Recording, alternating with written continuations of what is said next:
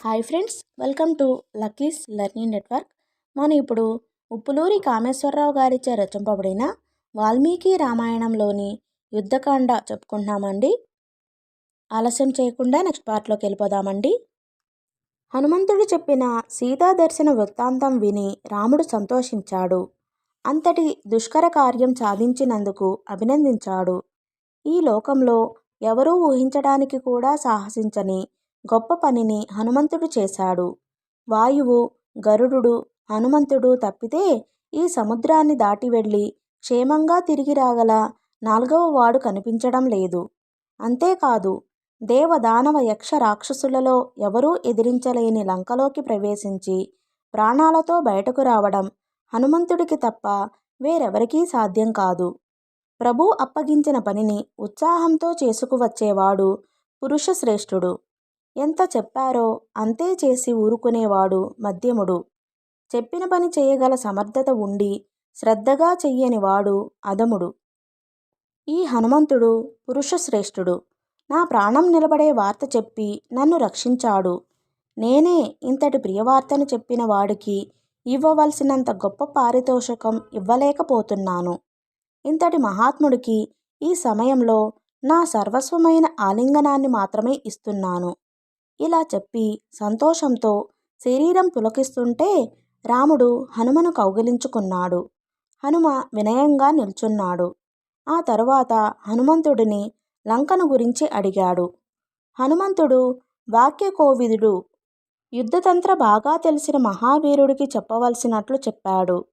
లంక చుట్టూ రక్షణగా ఒక నది ఉంది. అందుచేత అది నదీదుర్గం. చుట్టూ దట్టమైన అరణ్యం ఉండడం వలన అది వనదుర్గం. పర్వత శిఖరం మీద ఉండడం వలన అది పర్వతదుర్గం. చుట్టూ ప్రాకారాలు కట్టి రక్షించుకుంటున్నందుకు అది కృత్రిమ దుర్గం. ఇలా 4 రకాలైన రక్షణలున్న దుర్గం లంక. ఆ నగరానికి 4 దిక్కులలో 4 ద్వారాలున్నాయి. ద్వారాలకు బలమైన తలుపులు, ఇనుప గడియలు ఉన్నాయి. బండరాళ్లను, బాణాలను పుంఖానుపుంఖాలుగా ప్రయోగించే యంత్రాలు ప్రతి ద్వారం వద్ద ఉన్నాయి. ఇనుముతో చేసిన శతఘ్నులు వందల కొద్దీ బారులు తీరి ఉన్నాయి. వాటిని ప్రయోగించేందుకు రాక్షసులు ఎప్పుడూ సిద్ధంగా ఉంటారు. నగర ప్రాకారాల చుట్టూ లోతైన అగర్తలున్నాయి. ప్రాకార ద్వారాలకు ఎదురుగా అగర్తల మీద పొడవైన 4 వంతెనలున్నాయి. ఆ వంతెనలను శత్రువులు సమీపిస్తే యంత్రాల నుంచి బాణాలు, శిలలు వర్షంలా ప్రయోగిస్తారు. నగరం తూర్పు ద్వారాన్ని 10,000 మంది, దక్షిణ ద్వారాన్ని 10 లక్షల మంది, ఉత్తర ద్వారాన్ని 1,000,000 మంది రాక్షసులు రక్షిస్తుంటారు. నగరం మధ్యలో ఉన్న సేనాని నివేశంలో కోట్లాది మంది రాక్షసులున్నారు. ఆ రాక్షస సైన్యానికి ఆలంబన రావణుడు. అతడికి యుద్ధం అంటే ఇష్టం, భయమంటే తెలియదు. ప్రభూ, సైన్యం సముద్రాన్ని ఎలా దాటుతుందా అని చింతించకు. ఎలాగోలా దాటుతుంది. మంచి ముహూర్తం చూసి సైన్యం ప్రయాణానికి ఆజ్ఞ ఇవ్వు. రాముడు హనుమంతుడి మాటలు అవగాహన చేసుకున్నాడు. వానరరాజుకు ఆదేశమిచ్చాడు. సుగ్రీవా, ఇప్పుడు మధ్యాహ్నమైంది. సూర్యుడు ఆకాశం మధ్యలో ఉన్నాడు. ఈరోజు ఉత్తర ఫల్గుని నక్షత్రం. ఇది విజయమనే మంచి ముహూర్తం. శుభశకునాలు కనబడుతున్నాయి. కంటి పైరెప్పలు అదిరి విజయాన్ని సూచిస్తున్నాయి. వెంటనే బయలుదేరుదాం. లక్ష్మణుడు, సుగ్రీవుడు ఉత్సాహంగా అంగీకరించారు. రాముడు ఎవరు ఏ పని చెయ్యాలో చకచకా చెప్పాడు.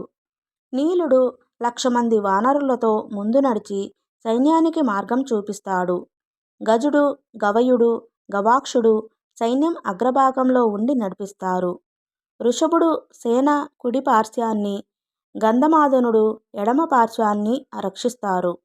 జాంబవంతుడు, సుషేనుడు వేగవంతుడు సేన మధ్య భాగాన్ని రక్షిస్తారు. ఆ వ్యూహం ప్రకారం సైన్యం వెంటనే కదలాలని సుగ్రీవుడు ఆజ్ఞాపించాడు. అపారమైన ఆ వానర సేనావాహిని దక్షిణ దిశగా బయలుదేరింది. ఎక్కడ అవసరమైన దానికంటే ఎక్కువ ఆగకుండా వానర సైన్యం రాత్రింబవళ్లు ప్రయాణించి దక్షిణ సముద్రం చేరింది. రాముడు సైన్యం సముద్ర తీరంలో విశ్రమించాలని చెప్పాడు. సుగ్రీవుడు సైన్యాన్ని 3 భాగాలుగా విభజించి విడిది చేయించాడు.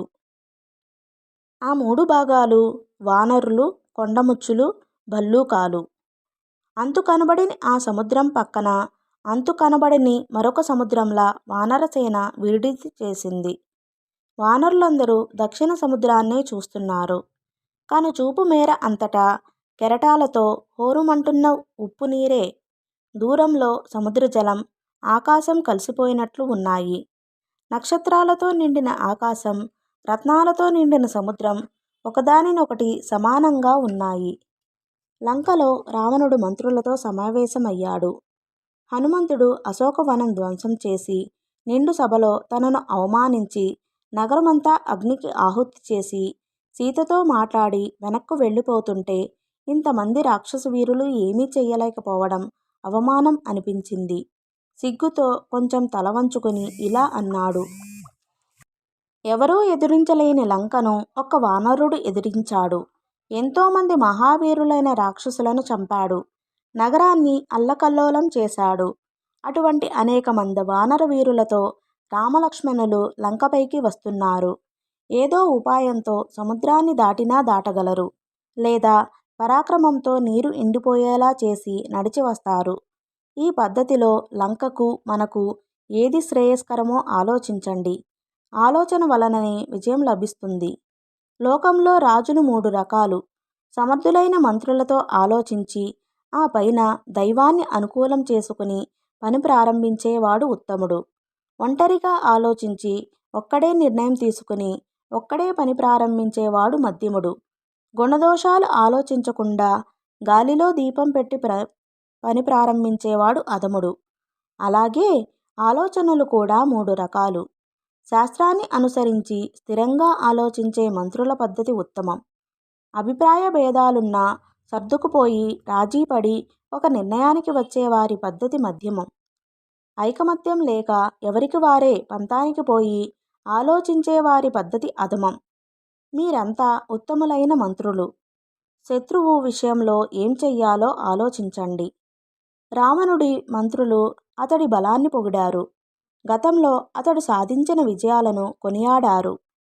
సేనాధిపతి ప్రహస్తుడు లేచి చేతులు జోడించి ఇలా అన్నాడు. మహారాజా, మనని ఎవరేమి చెయ్యగలరు అని ధీమాతో మనం ఆదమరచి ఉండగా ఆ వానరుడు దొంగదెబ్బ తీశాడు. లేకుంటే నేను జీవించి ఉండగా ప్రాణాలతో వెళ్ళేవాడు కాదు. నువ్వు నిశ్చింతగా ఉండు. భూమి మీద వానరుడు అనేవాడు లేకుండా చంపుతాను. దుర్ముఖుడు తానొక్కడే వెళ్ళి శత్రువులందరినీ చంపివస్తానన్నాడు. వజ్రదంష్టుడు, కుంభకర్ణుడి కొడుకు నికుంభుడు అదే మాట చెప్పారు. ఇంకా అనేక మంది రాక్షసులు అలాగే చెప్పారు. విభీషణుడు ఆ రాక్షసులను వారించి కూర్చోబెట్టాడు. మిత్రులారా, ఏ పనినైనా సాధించాలంటే సామదాన భేద దండోపాయాలు అని 4 ఉపాయాలు ఉన్నాయి. మొదటి 3 సాగకపోతేనే బలప్రయోగానికి దిగాలి. ఒక సమస్య ఎదురైనప్పుడు దానికి మూల కారణమేంటో చూడాలి. రాముడు మన మీద శత్రుత్వం వహించడానికి మూల కారణం సీత. రాక్షసరాజ జనస్థానం నుంచి సీతని అపహరించి తెచ్చాడు. ఎందుకిలా చేశాడు? రాముడు కరుణ్ణి, అతడి అనుచరులని చంపినందుకు ప్రతీకారంగా అంటారేమో. కరుడు మితిమీరి ప్రవర్తించలేదా? బలం, సైన్యం ఉన్నాయి కదా అని ఆయుధాలు ధరించి దాడికి దిగితే ఎవడైనా ఆత్మరక్షణ చేసుకోకుండా ఉంటాడా? ఏ జీవి అయినా శక్తి ఉన్నంతవరకు పోరాడి ప్రాణరక్షణ చేసుకోవాలి కదా. ఆత్మరక్షణ కోసం కరుణ్ణి చంపడంలో రాముడి తప్పేముంది? ఆ తప్పొప్పులు పక్కన పెట్టిన మహారాజు ఒంటరిగా ఉన్న సీతను అపహరించి తెచ్చాడు. ఆమె వలన మనకింత ఆపద వచ్చింది. ఆమెను వెనక్కి పంపేస్తే సమస్య తీరిపోతుంది. అప్పుడు యుద్ధమే అవసరం లేదు. రాముడు పంపిన దూత ఒక వానరుడు లంకకి ఇంత నష్టం కలిగించాడు. అటువంటి కోట్లాది మంది వానర వీరులు మన మీదకి దండెత్తి వస్తే జరగగలిగే నష్టం అంచనా వేశారా? రామలక్ష్మణులు యుద్ధంలో అజేయులు అంటారు అందరూ. రాముడొక్కడే 14,000 మంది మహావీరులైన రాక్షసులను చంపాడు. యుద్ధంలో అజేయులనుకున్న కరదూషణ త్రిశిరస్సులని అవలీలగా వధించాడని అందరికీ తెలుసు. అటువంటి వాళ్ళు కోపంతో రగిలిపోతూ యుద్ధానికి వస్తున్నారు. ఈ యుద్ధం జరిగితే కలిగే నష్టం తలుచుకుంటేనే భయం వేస్తోంది. మీ అందరికీ బంధువుని, మీ మేలు కోరే వాడిని. ముల్లోకాలలో ఎక్కడా లేని ఐశ్వర్యంతోనూ వైభవంతోనూ కళకళలాడుతున్న లంకా నగరానికి చేటు కలిగే పని చెయ్యవద్దు. సుఖంగా జీవిస్తున్న రాక్షసులను రణరంగానికి బలి చెయ్యొద్దు. మిమ్మల్ని అందరినీ బ్రతిమాలుతున్నాను. రాక్షసులందరి క్షేమం కోరి చెప్తున్నాను. సీతను రాముడికి అప్పచెప్పేద్దాం. అతడు బ్రతుకుతాడు. మనం సుఖంగా జీవిద్దాం. విభీషణుడి మాటలు ఎవరికీ రుచించలేదు. రావణుడు ఆ రోజుకి సభచాలించాడు. రావణుడు మరునాడు ఉదయం రాక్షస ముఖ్యులు అందరినీ సమావేశపరిచాడు. వారంతా వచ్చాక తన మనసులోని భావాలు వ్యక్తం చేశాడు. మనకి కష్టాలు వచ్చిన ప్రతిసారి ఏది హితమో ఏది కాదో మీరే చక్కగా నిర్ణయిస్తారు. మీ ఆలోచనను అనుసరించి చేసిన పనులేవి ఇంతవరకు వ్యర్థం కాలేదు. నేను దండకారణ్యం నుంచి రాముడి భార్యను అపహరించి తెచ్చాను. అది మీకు అప్పుడే చెప్పాను. అప్పుడు కుంభకర్ణుడు నిద్రపోతున్నాడు. ఇప్పుడే లేచాడు. అతడికి ఈ విషయం తెలియదు. అందుకు మళ్ళీ చెప్తున్నాను. ఆమె అందం నా మనసును దోచుకుంది. నేను ఆమెను వదలలేను. ఆమె భర్త కోసం ఎదురుచూస్తూ 1 సంవత్సర కాలం గడువు ఇమ్మంది. నేను అంగీకరించాను. ఈలోగా రామలక్ష్మణులు, సుగ్రీవుడు వానర సైన్యంతో సీత కోసం యుద్ధానికి వస్తున్నారు. వారు సముద్రానికి అవతలి తీరం చేరారు. రాక్షసులు తప్ప ఎవరూ ఆ సముద్రం దాటలేరు. కానీ మొన్ననే ఒక వానరుడు సముద్రం దాటి వచ్చి లంకలో అల్లకల్లోలం సృష్టించాడు. అటువంటి అనేక మంది వానరులతో కూడిన మహాసైన్యం సముద్రానికి అవతల నిల్చుని ఉంది. సీతను తిరిగి ఇచ్చే ప్రసక్తి లేదు. సీత నా వద్దనే ఉండాలి. రామలక్ష్మణులను వధించాలి. ఈ రెండూ జరిగేందుకు తగిన ఆలోచన చేసి చెప్పండి. ఆ ప్రసంగం విన్న కుంభకర్ణుడికి కోపం వచ్చింది. ఈ ఆలోచన సీతను అపహరించడానికి ముందే చేసి ఉండాలి. ఇది తగునా తగదా అని ఆ రోజే మంత్రి పరిషత్తుతో చర్చించి ఉండాలి. రాజు న్యాయానుసారం నిర్ణయాలు చేసుకుంటే తరువాత కాలంలో పశ్చాత్తాపం పడక్కర్లేదు. ఏది నీతో ఏది కాదో తెలియనివాడు ముందు చేయవలసిన పనులు వెనక చేయవలసిన పనులు ముందు చేస్తాడు. నువ్వు పర్యవసానం ఆలోచించకుండా ఇంత పని చేశావు. ఇంతవరకు రాముడు నిన్ను చంపలేదంటే అది నీ అదృష్టం. సరే, అయినదేదో అయిపోయింది. నువ్వు చేసిన పొరపాటును నేను సరిదిద్దుతాను. రాముడు ఎవరి సహాయంతో వచ్చినా అతన్ని చంపి రక్తం తాగుతాను. ఆ వానరులందర్నీ తినేస్తాను. నిశ్చింతగా ఉండు అన్నాడు. కుంభకర్ణుడి మాటలకు రావణుడికి కోపం వచ్చింది. అది గ్రహించి రాజును ప్రసన్నుణ్ణి చేసుకునేందుకు మహాపార్శ్వుడు అంజలి ఘటించి రాజుకి నచ్చే విధంగా మాట్లాడాడు. మహారాజా, నువ్వు మహాబలశాలివి. సీతను బలాత్కరించు. సామధాన భేదాల కంటే దండమే సరైన ఉపాయం. శత్రువు గురించి ఆలోచించుకు. కుంభకర్ణుడు, ఇంద్రజిత్తు ఉండగా రాక్షస సైన్యం ముందు ఎవరూ నిలవలేరు. ఆ మాటలు రావణుడికి నచ్చాయి. మహాపార్శ్య, మంచి మాట చెప్పావు. కానీ నేను ఏ స్త్రీనైనా బలాత్కరిస్తే నా తల 100 ముక్కలుగా బద్దలవుతుందని బ్రహ్మ శపించాడు. అందువలన ఊరుకున్నాను. నా బలం తెలియక రాముడు నాతో యుద్ధానికి వస్తున్నాడు. కుబేరుణ్ణి జయించిన నాకు మానవుడొక లెక్క అన్నాడు. విభీషణుడు రాజుకు మేలు చేసే మాటలు కొంచెం గట్టిగా చెప్పాడు. మంత్రులారా, మహారాజుది తీక్ష్ణ స్వభావం. ఆ పైన వ్యసనాలకు లొంగిపోయాడు. ఆలోచించకుండా పనులు చేస్తాడు. రాజు చేసే పొరపాట్లను మీరంతా సమర్థిస్తున్నారు. శత్రువులలా ఆయనకి హాని కలిగించే మాటలు చెప్తున్నారు. మన రాజుని 1000 తలల విషసర్పం బలంగా పెనవేసుకుంది. ఆ బంధనం నుంచి రాజును విడిపించండి. మీరంతా రాజు వలన అన్ని సుఖాలు పొందుతున్నారు. ఆయన మిమ్మల్ని స్నేహితులే అని నమ్మాడు. మీరంతా ఆయనకు మేలు చెయ్యాలి. భయంకరమైన భూతం ఆవహించిన వాణ్ణి జుట్టు పట్టైనా బలవంతంగా రక్షించినట్లు మీరంతా రాజుని రక్షించాలి. ఇది ముఖప్రీతి మాటలు చెప్పే సమయం కాదు. లంకకి, రాక్షసులకి మేలు కలిగించే మాటలు పూర్తిగా నమ్మి చెప్తున్నాను. సీతను రాముడికి అప్పగిద్దాం. తమ బలం, ఎదిరి బలం తెలుసుకుని తమ ప్రస్తుత స్థితిని, అభ్యుదయాన్ని చెయ్యబోయే పని వలన కలిగే లాభ నష్టాలను పరిశీలించి ప్రభువుకి సలహా చెప్పేవాడే ఉత్తముడైన మంత్రి అని జ్ఞాపకం చేసుకోండి. సర్వ సైన్యాధిపతి ప్రహస్తుడు కలగజేసుకున్నాడు. విభీషణ, మాకు భయమంటే ఏమిటో తెలియదు. దేవదానవ యక్ష మహారగులలో ఎవరి వలన మాకు భయం లేదు. అంతటి వీరులమైన మాకు ఒక నరుడంటే భయమా అన్నాడు. విభీషణుడు, ప్రహస్త, నువ్వు రాముడు గురించి తెలుసుకోలేదు. కొంచెం తెలుసుకుని ఉంటే ఇలా ప్రగల్భాలు పలికేవాడివి కాదు అన్నాడు. ఆ మాటలు ఇంద్రజిత్తుకు నచ్చలేదు. పినతండ్రి, అర్థం లేకుండా మాట్లాడుతున్నావు. ఓటమి తెలియని మంత్రిమండలికి పిరికితనం నూరుపోస్తున్నావు. మన రాక్షస కులంలోనే కాదు, సామాన్య కులంలో పుట్టినవాడు కూడా ఇలా మాట్లాడడు. నరులని, వానరులని సంహరించడానికి మహావీరులు కావాలా? ఏ సామాన్య రాక్షసుడైనా వారందరినీ సునాయాసంగా చంపి రాగలడు. అటువంటి ఇందరు మహావీరులైన రాక్షసులు కొలువుతీరిన ఈ సభలో ఇలా పిరికి మాటలు మాట్లాడవచ్చా? నేను దేవేంద్రుణ్ణి నేలమీద పడదోసి పడుకున్నాను. ఐరావతాన్ని పట్టుకుని దాని దంతాలు ఊడపీకి దేవతలను బెదిరించాను. ఆ మానవులను ఓడించలేనా? ఎందుకీ పిరికి మాటలు? మంత్రివర్యులారా, మా వంశంలో బలం, శౌర్యం, పరాక్రమం లేనివాడు మా పినతండ్రి విభీషణుడొక్కడే. విభీషణుడు తొణకలేదు. నాయనా, నువ్వు వయసులో చిన్నవాడివి, మంత్రాంగం విషయంలో అనుభవం లేనివాడివి, ముందు వెనకలు చూసుకోకుండా దూకే సాహసివి.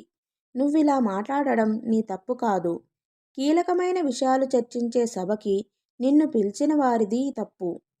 పినతండ్రిననే గౌరవం లేకుండా మాట్లాడుతున్నావు. నువ్వు అల్పబుద్ధివి, దుర్బుద్ధివి, శాస్త్రజ్ఞానం లేనివాడివి, అజ్ఞానంతో మాట్లాడుతున్నావు. మహారాజా, ఇతడి మాటలకేం? శ్రేష్టమైన వస్త్రాలతో, రత్నాలంకారాలతో సీతాదేవిని రాముడికి అప్పగించడమే మనకు మేలు. ఇదే నా స్థిరమైన అభిప్రాయం అన్నాడు. మాటిమాటికి రాముడి పేరు చెప్పి బెదిరించి సీతను అప్పగించమంటుంటే రావణుడికి కోపం వచ్చింది.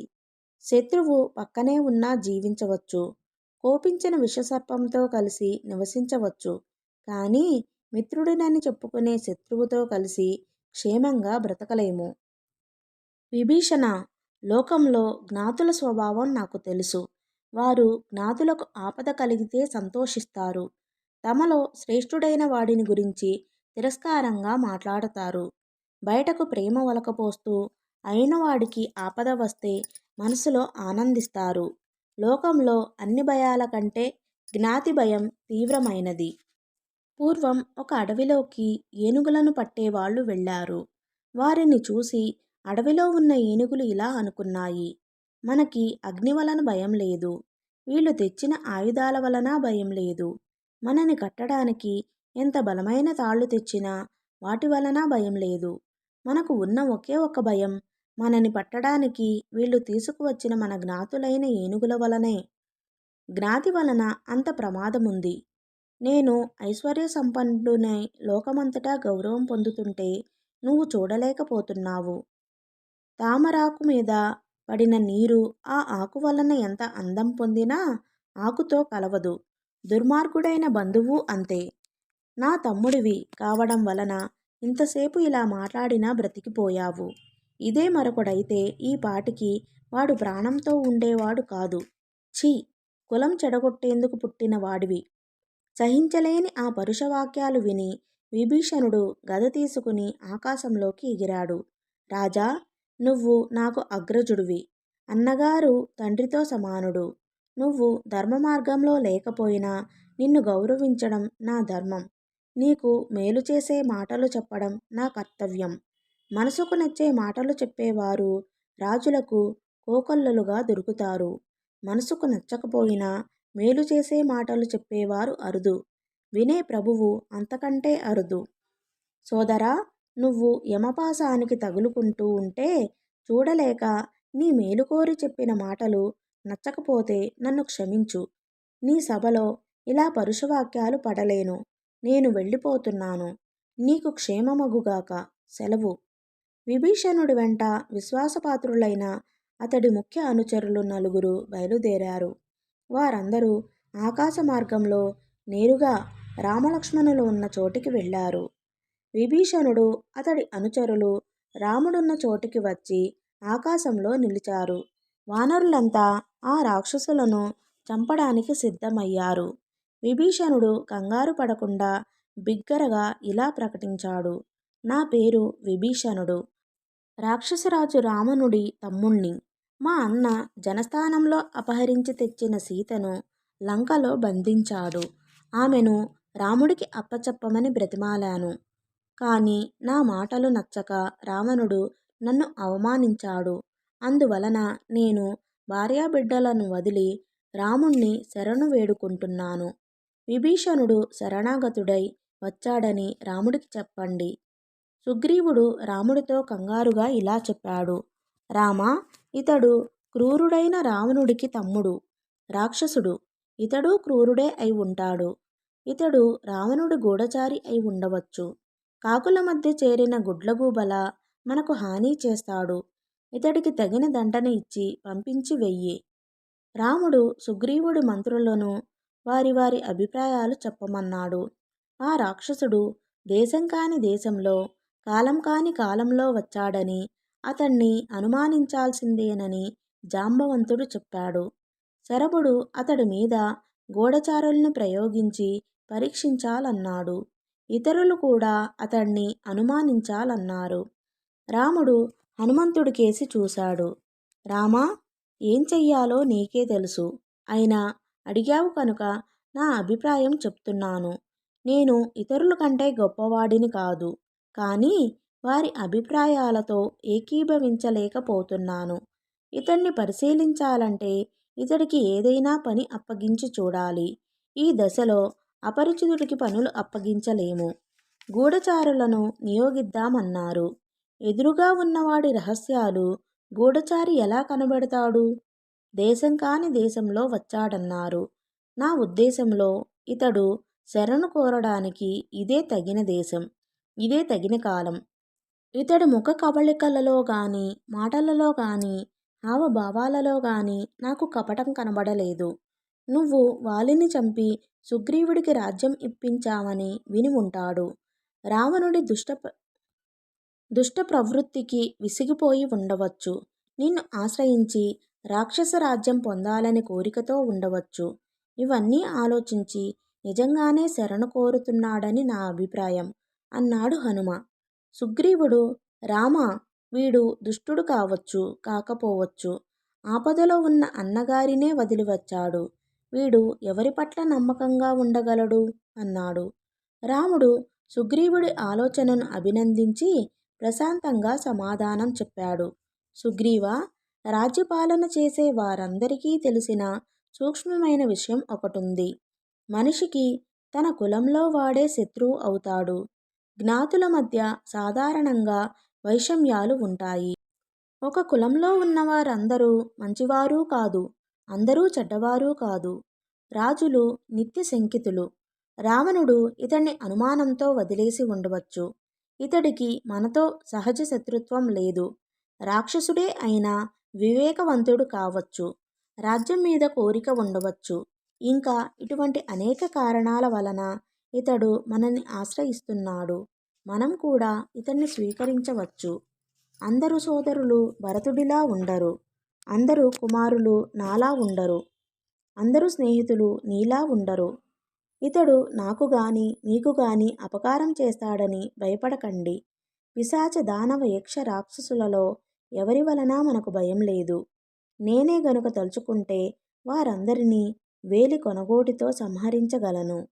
ఎవరైనా నేను నీ వాడిని అని చెప్పి ఒకసారి శరణు వేడితే చాలు, వాడికి సకల ప్రాణుల నుంచి అభయం ఇస్తాను. ఇది నా వ్రతం.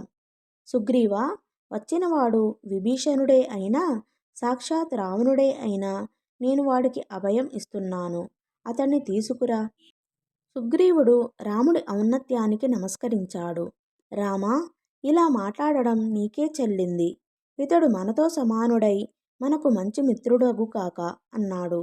రాముడు అభయం ఇచ్చాక విభీషణుడు అనుచరులతో సహా నేలపైకి దిగి రాముడి పాదాలపై పడ్డాడు. రాముడు అతన్ని చూపులతోనే ఓదార్చి లంకలో రాక్షసుల బలాబలాల గురించి యథార్థంగా చెప్పమన్నాడు. విభీషణుడు చెప్పాడు. రామా, లంకలో అసాధారణమైన బలపరాక్రమాలు, తపోబలం ఉన్న రాక్షస శ్రేష్ఠులు చాలామంది ఉన్నారు. రావణుడికి పూర్వం బ్రహ్మ వరమిచ్చాడు. ఆ వరం వలన అతన్ని దేవ దానవ యక్ష రాక్షస ఉరగ పన్నగులు ఎవరూ చంపలేరు. రావణుడి తరువాతివాడు, నాకంటే పెద్దవాడు కుంభకర్ణుడు. అతడు అమిత బలశాలి. అంత శరీరం, అంత బలం భూమి మీద ఇంకెవరికీ లేవు. రావణుడి కుమారుడు ఇంద్రజిత్తు. అతడు అగ్నిని పూజించి శత్రువులకు కనబడకుండా యుద్ధం చేయగలడు. రావణుడి సైన్యాధిపతి ప్రహస్తుడు. అతడు పూర్వం కైలాస పర్వతం మీద జరిగిన యుద్ధంలో మణిభద్రుణ్ణి ఓడించాడు. మహోదరుడు, మహాపార్శ్వుడు, అకంపనుడు సేనానాయకులు. వీరు లోకపాలురతో సమానమైన పరాక్రమవంతులు. వీళ్ళు కాక లంకలో కామరూపాలు, రక్తమాంసాలు తినేవాళ్ళు 10,000 కోట్ల మంది రాక్షసులున్నారు. లంకను ముట్టడించి రాక్షసులతో చేసే యుద్ధంలో నేను నీకు సహకరిస్తాను. నీ పక్షాన నిలిచి రాక్షసులతో యుద్ధం చేస్తాను. విభీషణ, నువ్వు చెప్పిన ప్రహస్తుడు, ఇంద్రజిత్తులతో సహా రావణుణ్ణి వధిస్తాను. లంకలో ఉన్న రాక్షస వీరులందరినీ సంహరించి నిన్ను లంకకు రాజును చేస్తాను. ఇది నా ప్రతిజ్ఞ. రావణుడు పాతాళంలో ప్రవేశించిన, రసాతలంలో దాగిన, బ్రహ్మలోకానికి వెళ్ళినా నా నుంచి తప్పించుకోలేడు. అతన్ని ప్రాణాలతో వదలను. ఆ దుర్మార్గుణ్ణి పుత్రమిత్ర పరివార సమేతంగా వధించకుండా అయోధ్యలో అడుగుపెట్టను. నా 3 సోదరుల మీద ఒట్టు అన్నాడు. లక్ష్మణుణ్ణి పిలిచాడు. లక్ష్మణ, ఈ విభీషణుడు బుద్ధిశాలి. వెంటనే సముద్రజలంతో ఇతన్ని రాక్షసరాజుగా అభిషేకించు. నేను సంతోషిస్తాను అన్నాడు. లక్ష్మణుడు సముద్రజలంతో విభీషణుణ్ణి లంకారాజ్యానికి రాజుగా అభిషేకించాడు. హనుమంతుడు, సుగ్రీవుడు తమ సైన్యం సముద్రం దాటే ఉపాయం చెప్పమని విభీషణుణ్ణి కోరారు. రాముడు సముద్రుణ్ణి శరణు కోరడం ఒక్కటే మార్గమని అతడు చెప్పాడు. రాముడు సముద్ర తీరంలో దర్భలు పరుచుకొని వేదిలో అగ్నిలా సముద్రుణ్ణి ఉపాసిస్తూ ఆ దర్భల మీద శయనించాడు. ఓకే ఫ్రెండ్స్, ఈ పార్ట్ని ఇంతటితో ముగిస్తున్నానండి.